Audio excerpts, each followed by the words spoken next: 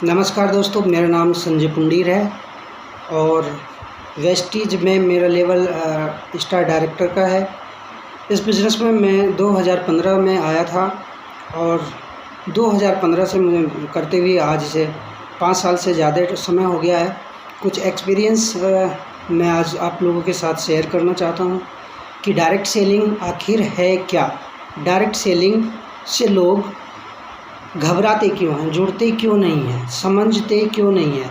क्योंकि अब से पहले जितनी भी सारी कंपनियां आई हैं उन सारी कंपनियों में लोग चीट हुए हैं, धोखा मिला है। कहीं किसी के पैसे जाते थे, कहीं किसी की कोई किट होती थी, तो वो सभी लोग उन कंपनियों में गए जो या तो विदेश की थी या कोई स्कीम लेके आई थी। लेकिन डायरेक्ट सेलिंग के बारे में अगर लोग समझें या जानें तो वो एक आपकी दुकान होती है। जो दुकान हम पहले से चलाते आते हैं उससे वो थोड़ा सा भिन्न होती है। पहली दुकान वो होती थी जो हमारे आस पड़ोस में होती थी, जिससे हम उधार लेके आते थे या जान पहचान की वजह से लेके आते थे, या फिर हमें दूसरा कोई अन्य लाभ या नज़दीक की वजह से लेके आते थे। डायरेक्ट सेलिंग आपकी वही दुकान है, वही सामान मिलता है। इसमें होता क्या है कि आपको थोड़ा दूर जाना पड़ सकता है। आप अपने नज़दीक में इसे नहीं, आपके नज़दीक में कहीं ये नहीं होती है। आपको एक दूसरे से इसके बारे में जानने को मिलता है। यही सब जानकारियाँ एक दूसरे को देते देते इसे डायरेक्ट सेलिंग का नाम दिया गया है। अगर मेरी समझ में आ गया है तो मैं इसे कर रहा हूँ। मैंने देखा है कि आज लाखों लोग, करोड़ों लोग इससे जुड़े हुए हैं। जिन लोगों ने इस पर विश्वास किया है वो लाखों रुपये महीने कमा रहे हैं। जिन लोगों को विश्वास नहीं है वो अन्य काम अभी भी कर रहे हैं, आगे भी करेंगे। अगर आपको समझ नहीं आ रहा है तो इसे समझने की ज़रूरत है। अगर नहीं समझेंगे तो आप अपने काम पे लगे रहिए, कोई दिक्कत नहीं है। आप जो कर रहे थे वो करेंगे, आगे भी करेंगे। मैंने देखा है किसान का बेटा किसान है, मज़दूर का बेटा मज़दूर है, बिज़नेस का बेटा बिज़नेस वाला है, दुकान वाले का बेटा दुकान वाला ही है। क्योंकि वो लोग उसी काम को करने में इंटरेस्ट रखते हैं जो कर रहे हैं, उससे अलग करना नहीं चाहते हैं या नहीं सीखना चाहते हैं। पहली बात तो ये देखिए, अगर आप मज़दूर हैं और मज़दूर की तरीके से सोचेंगे तो आप मज़दूर ही बनेंगे। अगर मज़दूर हैं, व्यापारी की तरह सोच बनाएंगे तो हो सकता है आप व्यापारी बन सकते हैं। इसमें कोई दिक्कत नहीं है। मैं भी एक किसान का बेटा हूँ।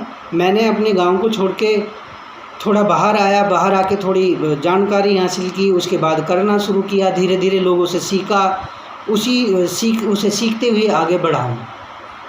जितना काम मैं पहले करता था उससे कम काम करता हूँ। जितना मैं गाँव में काम करता था उससे भी मैं 80% कम मेहनत करता हूँ। गाँव में आप देखिए, रात को भी काम करना होता है, दिन में भी काम करना होता है, गर्मी हो सर्दी हो कोई दिक्कत नहीं, आपको काम करना ही करना पड़ेगा। जब से मैं बिज़नेस में आया हूँ, नौकरी पे भी आपको 8 घंटे या 12 घंटे काम करना पड़ेगा। बिज़नेस में जब से मैं आया हूँ, ये बिज़नेस आपके हाथ में है। आप 2 घंटे करें, 4 घंटे करें, 10 घंटे करें, 12 करें, 18 करें, आपका बिज़नेस है, आप ही करें। बस केवल मैं आपको केवल कुछ चीज़ें बताना चाहता हूँ जो मैं समझा हूँ या जो लोग समझे हैं। जिन लोगों ने समझा आज वो एक मुकाम पे हैं, एक इनकम पे हैं, एक लेवल पे हैं। और डायरेक्ट सेलिंग से भी आप अलग आ जाइए। जिन लोगों ने जिन चीज़ों को समझा है और समझ के काम किया है, आज वो दुनिया से आगे है। और दुनिया से आगे जाने का मतलब है सही समय पे सही काम को करना। अब आप एक चीज़ बताइए, जब इंडिया में सबसे पहले कोई बिज़नेस आया, वो बिज़नेस क्या हो सकता है? जी बिल्कुल, आप सही समझे, वो बिज़नेस है प्लास्टिक का। जब यहाँ इंडिया में पहली बार कोई व्यापार आया तो व्यापार का नाम था प्लास्टिक, यानी कि प्लास्टिक का काम करें। यहाँ सबसे ज़्यादा चीज़ें जो बनती थी वो स्टील या लोहे की बनती थी। तो व्यापार में नया एक संशोधन किया गया। सरकार ने सोचा कि स्टील की बजाय हम प्लास्टिक पे काम करेंगे, प्लास्टिक से धंधा बढ़ेगा, लोगों को रोज़गार मिलेगा। तो उसके लिए वो बेहतर लोगों को जा के बता रहे थे कि इसका काम करेंगे और बेहतर ये काम होगा। लेकिन लोग समझ नहीं पा रहे थे। लोग कह रहे थे प्लास्टिक में आग लग जाएगी, प्लास्टिक जल जाएगा, प्लास्टिक लोहे की जगह कैसे काम करेगा, लोहे का काम स्टील का काम स्टील ही करती है, प्लास्टिक कैसे काम करेगी। इन सब चीज़ों के चलते चलते कुछ लोगों ने उसको समझा और किया। आज के समय में आज वो लोग अरबपति हैं। उसके बाद आप देखिए डीजल पेट्रोल का व्यापार आया। डीजल और पेट्रोल के व्यापार में भी वही सब हुआ। अरे भाई, आप तो हमें मारने का काम करते हो, एक तरफ व्यापार बता रहे हो, दूसरी तरफ बता रहे हैं कि इसमें आग लग जाएगी, ये ऐसे होता है, इसकी इतनी सेफ्टी रखनी पड़ती है। लेकिन आप देखिए, जिन लोगों ने उस समय डीजल और पेट्रोल के बारे में समझा, उस बिज़नेस को करना शुरू किया, आज वो भी अरबपति हैं।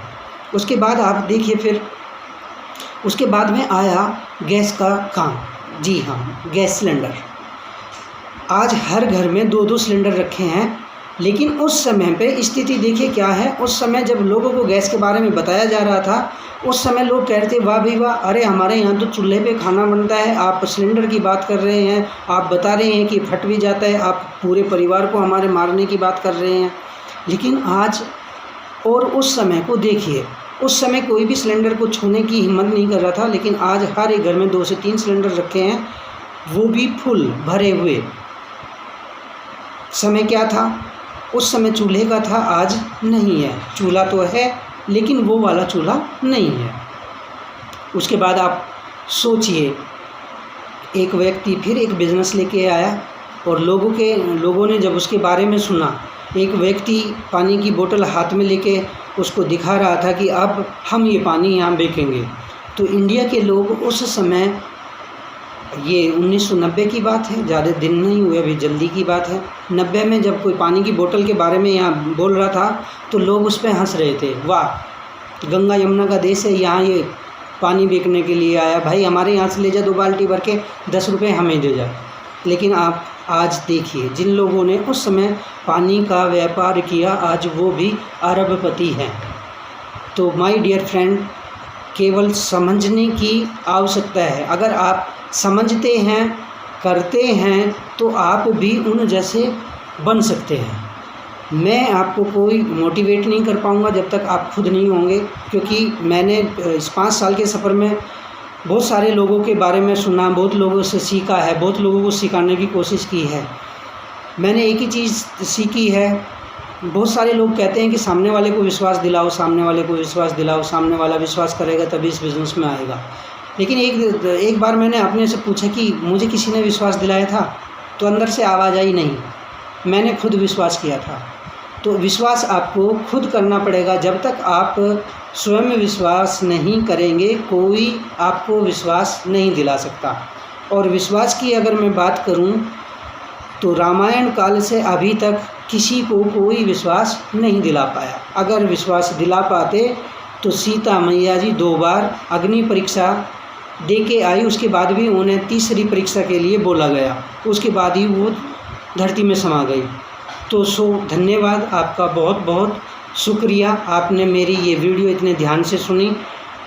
बस अब आपको इस पे अमल करने की ज़रूरत है। दोस्तों, मैं तो कहता हूँ कि आप केवल समझिए, समझने के बाद अगर आपको समझ आता है तो करिए, और करने के बाद में अगर आपको लगता है किसी से बात करनी है, तो नंबर सभी के होते हैं, फ़ोन पे होते हैं। इस वीडियो को आप इस बिज़नेस के बारे में अगर आपको कुछ जानना है या मेरे से कुछ बात करनी है, तो आप मुझे कॉल कर सकते हैं, व्हाट्सएप कर सकते हैं, मेरा नंबर डिस्क्रिप्शन में है। धन्यवाद, विश यू वेल।